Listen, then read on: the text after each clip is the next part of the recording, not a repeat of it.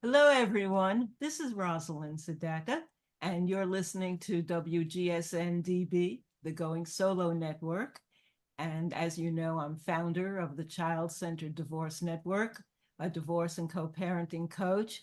And the focus of my work is helping parents make the best decisions regarding their children before, during, and long, long after divorce. So we talk a lot about co-parenting and relationship experiences and dating after divorce, and always being mindful of the well-being of the children. And as you know, I have guests who I am very impressed with, who have much to offer, and today is no different. I want to introduce you to Mark Entrekin. And Mark has a wonderful background as a speaker, an author, a professional coach, and the focus of his work is in helping people achieve unity around the world. He speaks and teaches about achieving unity around the world by caring, helping, and including others with the goal of ending anger, hate, and prejudice personally and professionally. So, Mark, that's quite a huge undertaking, and one that I have great respect for you for sticking in there, especially at a time like now when the world is finding itself filled with deepening anger, hate, and prejudice. And it is not good for most of the countries around the world to be in this position. But we're not going to talk about the world situation today. We're going to hone in to divorcing and parenting and co-parenting and relationships with our children, with our spouses, with other people in our families, so that we can help everyone have as smooth and positive an experience. So welcome, Mark. Thank you, Rosalind. It's an honor to be here. Great to see you again, talk with you. And you made so many great statements. It is around the world, but we need to focus here first, focus on our own doorstep, and talk about what does impact us in our marriages and our relationships and what we can do to Exactly. achieve more. Exactly. And I think one of the most ubiquitous emotions that we're all dealing with as a great challenge is anger. How to cope with our own personal anger, how to cope with the anger around us, how to cope with the anger from our former partner and our children as related to divorce. So why don't you tell us a little bit about what anger is and how it hurts the family dynamic? Thank you again, Rosalind. That's a great way to start because many times people think of anger as a rage, and anger can develop into a rage, but sometimes anger is maybe even as minor as spilling coffee on your spouse's or your significant other's shirt or blouse. That's where anger can start. What we have to realize is there's a big difference between what happens for a little bit of anger because it does feed itself. And too many times that small anger, where it could be that small drip of coffee, it could be one person staying out too late, it can be a person that doesn't respond on a call when they go out somewhere and they don't let the other spouse know they're on their way home or they're going somewhere else. Anger is any situation where someone's expectations were not met. And that's sometimes as simple as it rains on our parades. There's no doubt we can go to a parade and sometimes it rains. We can prepare and bring an umbrella, but that expectation was still there. We have a parade scheduled. It's supposed to be a glorious day, but sometimes the weather does not go along with us, sometimes within our control, sometimes not.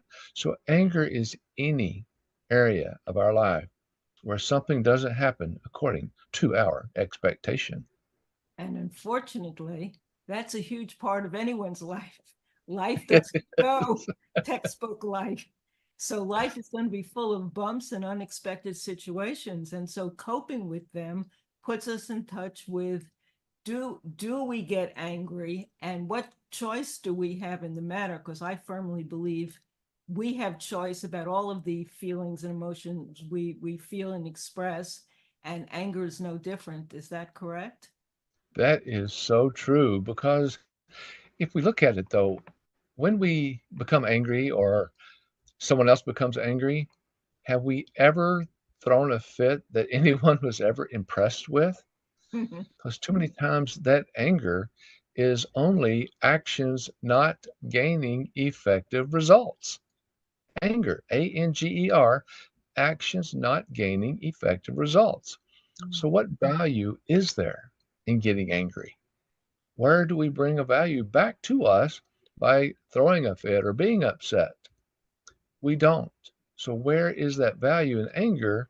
And instead of being anger, if we remain calm, we can cancel that anger leading motivation. CALM, calm. Cancel anger leads motivation. And that's what we need to think about because where is the value in any anger that we might express? Yeah. Well, that certainly makes sense. Not as easy to do as it is to understand. But let But me if we think about it, go go ahead. ahead. Go ahead. I was just going to say, if we think about it, when we get angry or when we feel anger coming on, if we could just think for a second, and you're right, Rosalind, it's not easy because we've learned to be angry over the years through our culture, through our learning. But if we just think about it, where is the value in any anger that we may portray on anyone else? So I want to ask you about another term another emotion that's very strong that comes up in all of us, and that's hatred. And sometimes it's directly connected to anger. We're angry it's about something, and so we start hating the people who are involved in that situation with us. And of course, when we're talking about divorce and co-parenting, it's easy to get angry and it's easy to feel a lot of hatred when we feel we've been wronged, when things aren't going our way. So tell us about hatred. Hate is very dangerous, and that is such a strong emotion that we hold onto because hate is nothing more than having accelerated troubled expectations. HATE, having accelerated troubled expectations. When we hate something, we're expecting something, and our expectations, again, are not good. So we learn to hate and we hold on to it for, again, absolutely no value. Why do we hate? Where did we learn to hate? We talk about our kids when they're 2, 3 years old, they're young, they just want to be around others. They want to play, they want to have fun. Oh, sure, Johnny won't like it if Sammy takes his toy or Janie takes a toy from Susie. But the bottom line is they learn to hate. We learn to hate, and hate does us no value. So instead of having hate, we can learn to have help. HELP, having excellent leadership plans. Like you said earlier, Rosalind, it's not easy, but if we start thinking about it, what kind of plan can we put together instead of having hate? Where does the hate bring value? It doesn't. It So does. instead, if we can just plan on something, plan on being a bit happier and accepting what happens and not being expecting of something negative, wouldn't that help us a little bit? Yeah, I think what happens is that we pick up a lot of those negative emotions from our childhood experiences, from parents who didn't know any better and instilled anger and hatred and prejudice in us, and all of these emotions blow up, and so it's all we know, and people don't stop to question. It's wonderful that you have those terms so that you can get an idea that there's other choices all the time, but we don't usually stop and think before we act that there may be other choices and other ways of feeling. So I wanted to ask you a question that I think is very important, and that is, why do you think the majority of people believe that hate, anger, and prejudice are okay? Well, Rosalind, that's an excellent question because I hate. I've hated. I learned to hate. I learned about anger growing up. Now, my parents were awesome. They were married the whole time. I knew them from the time I was born until they passed. They were great parents, loving parents. But there was some hate within them. There was some hate within my friends. There was some hate within the community. There's definitely hate on television. So, one of the things that comes about is we have learned hate. And in that learning, we have learned incorrectly that it is okay. We've learned that it's okay to hate. It's okay to hate someone. And hate can also build onto prejudices. And I speak on that as well because hate doesn't do us any value, just like anger. Where can we gain anything from hating someone or hating a situation? If we just helped with those leadership plans, we would be so much further ahead. But I think, as you're mentioning, Rosalind, we didn't think about this at the time. I didn't think about it. This is something that I learned because of things that happened in my life going forward. Yeah. So here we are, parents, and we're watching our children we love, going to school and having experiences and new relationships and friends. And they experience bullying and they experience things that are unfair because that happens in life. And they are disappointed when they don't get a good grade on a test or whatever the situation is. So these are all experiences that can be very negative and hurtful for children. How do parents explore this topic with their children and give them the resilience to overcome anger and hate and prejudice? That's again one of those situations that we have to learn how to handle it. I went through what I call one of those horrendous divorces. My divorce went through the time when they were always thinking about fathers were deadbeat dads. That was the quote at the time. Hmm. And our legal system, our judicial system picked up on that. So it was a harder fight for a lot of people. And at that time, a lot of fathers. It was a situation where we didn't think about the long term effect on what was going on. So we have to be able to talk with our children. And when they say they hate something or when something goes wrong, ask where's the value? Where is the value in how we exercise the emotion that we're about to express? I wish someone would have asked me this. And again, I loved my parents. They were awesome parents. They didn't know to ask that because they too had learned about hate. They too had learned about anger. They too had learned about prejudice. And we learn it and then we think it's normal or natural and don't question it. The first thing that we need to do is question it amongst our friends, amongst our family, amongst the people on the street. It's one of the things I'm talking about in my newsletter that comes out on Thursday. It's one of those situations that we have got to learn to control our emotions. There are choices. Everything that we do, from anger to hate to prejudice, those are choices that we make. We must choose to not do them and let things go because they're not going to help us now or help us later. So, as you're asking, what do parents do now? Ask ourselves, what is the next step that I am going to make, going to do to benefit me or my family going forward? And if we just ask that, where's the value?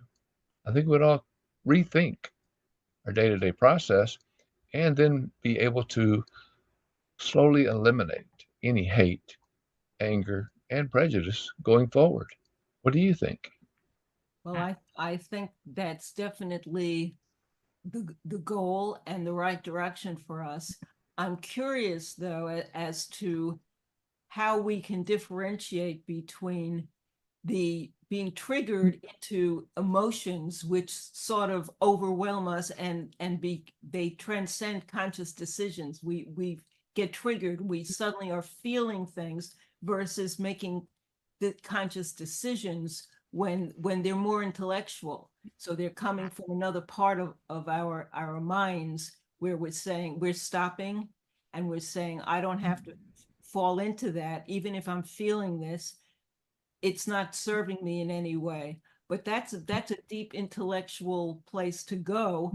And when you're feeling anger, there's nothing to stop us from just reacting. And what I talk to clients a lot about is the difference between acting and reacting, making a decision that's mindful versus just blowing up and feeling the emotions. So that, I think, is a problem for a lot of people.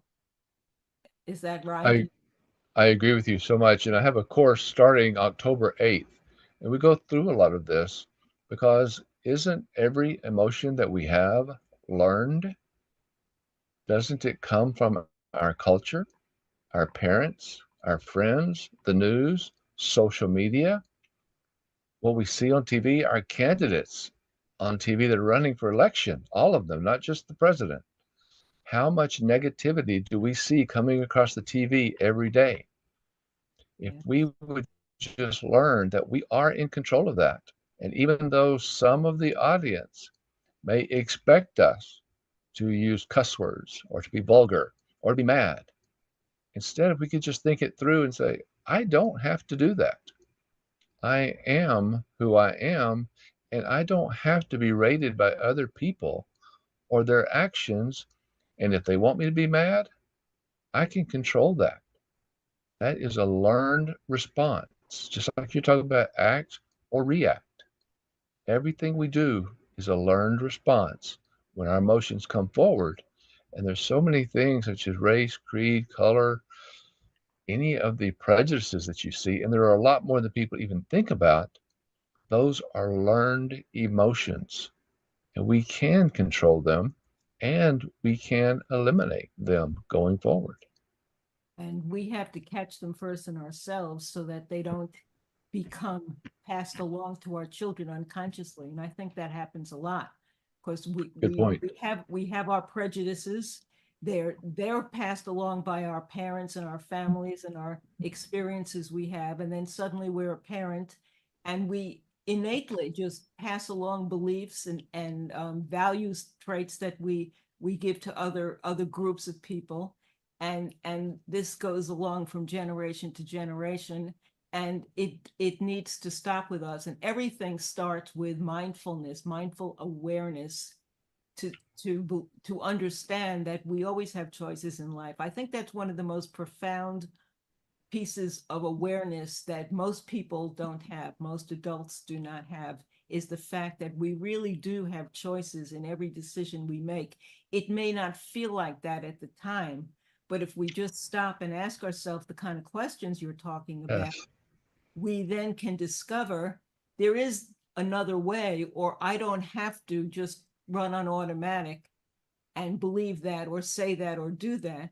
And when we stop, we find the world is bigger and greater for us in having options. But my parents didn't tell me that. I had to learn and absorb that through years and years of trial and error to realize the fact that understanding the fact that we have choices and need to make conscious choices, especially when we're a parent, makes a huge difference in the outcome of our lives and our children's lives, don't you think? I so agree. And as you mentioned earlier, we want to look at our definitions, our understanding of these words, and we say we need to do something. It's more than that. It's a must accomplish situation. It's not something we need to do. It's something we must do going forward. It's not something I want to try to change. I can try to lift the Empire State Building. Will not get me anywhere. Whenever we try, we want to make sure that trying means part of it's done. I'm trying to move a rock across the room. Well, have I moved it any at all? If I'm going to dig a hole, have I dug any at all? If I'm going to build a building, have I laid the first brick? That's where trying must be, because you must have some percentage of completion to be trying. We have to define our actions and show that we are accomplishing what we want to accomplish. These are some of the things, as you mentioned, that I coach on to help people understand that there are emotions that we are in control of, how trying impacts us, what we need to do, and what we must do. Some people also say, well, I should do that. What does should do for us? Nothing. It's got to be a must. It's got to be a decision for our emotions, our ability to take it to that next step or that next level. Got it. So before we go any further, I want to make sure our listeners get an opportunity to find you. So can you tell us where you are and how people can access your wisdom? Oh, thank you so much. I appreciate that. The best way to get a hold of me is by email, and that's mark@markentrikin.com. You can reach my website at achievingunity.com, or as you can see on the screen, my phone number is 303-362-8733. And that phone number stands for 303 Focused, FOCUSCD. We must be focused on our decisions to take them to that next level of success. Well, that's wonderful. And that's a great phone number to have Thank you. because you're absolutely right about the focus. Let me just give you a minute to leave us a last impression and a thought that we can take with us to contemplate as a result of this conversation we've been having. Rosalind, thank you so much. Because I would, if we have just about 60 seconds, just touch a little bit on prejudice. Because we know prejudice today is always negative. It's a negative word. But prejudice today means more like poor reactions, echoing jealousy, and undermined delivery of an immature, cruel ego. That's how prejudice is spelled, Prejudice. Poor reactions, echoing jealousy, and undermined delivery of an immature and cruel ego. But yet, we can turn prejudice to stand for positive reactions, echoing justice, and understanding delivered inclusion by creating excellence. So I create these acronyms to help us understand and build and utilize and remember them going forward. So this is not just something I'm saying. I don't want to just say this. I want to use it myself, share it with others, and help us all build forward so we can stop hate, anger, and prejudice for ourselves, our family, and all of our community going forward so we can end this. The world can be a better place. And I hope you and I can work together to help us get there. Well, I feel like we're kindred spirits and your message is so profoundly important today. So thank you so much for Thank you, sharing with Rosalind. Mark Entrekin. And I hope you'll listeners will follow up with Mark and take advantage of the programs that he offers. I want to thank you all for joining us today. We're at Divorce, Dating, and Empowered Living on WGSN-DB, the Going Solo Network. And I hope you'll join us again and visit the Child Centered Divorce Network at childcentereddivorce.com to get access to my ebooks, e-courses, and programs, and one-on-one coaching nationally and internationally. So until next time, thank you all. And thank you, Mark. Been a pleasure talking with you. It's been a pleasure myself, Rosalind. Thank you for the time to be here, and you have a wonderful audience. And your website, excellent. Well, thank you so much. Till next time, everyone. Bye-bye for now.